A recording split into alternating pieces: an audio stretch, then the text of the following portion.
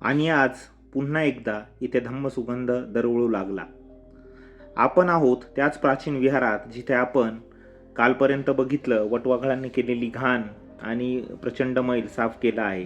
त्याच प्राचीन पवित्र विहारामध्ये जिथे हजारो वर्षांपूर्वी बुद्धांचा संदेश पूजनीय भिक्खू संघ घेऊन राहत होता, तो जन्मांसात पोहोचवित होता.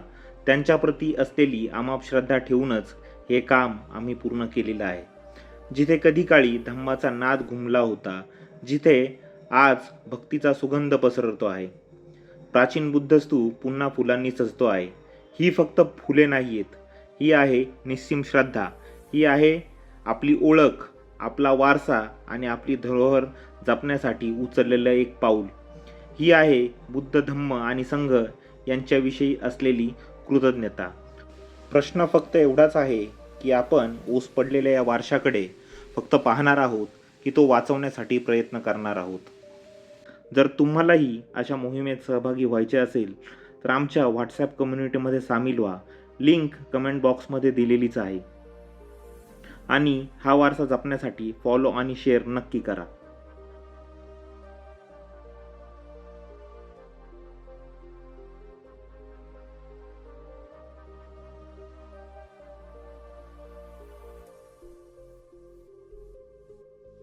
हे काम अधिक प्रभावीपणे व चांगले करण्यासाठी आम्हाला तुमच्या सहकार्याची गरज आहे.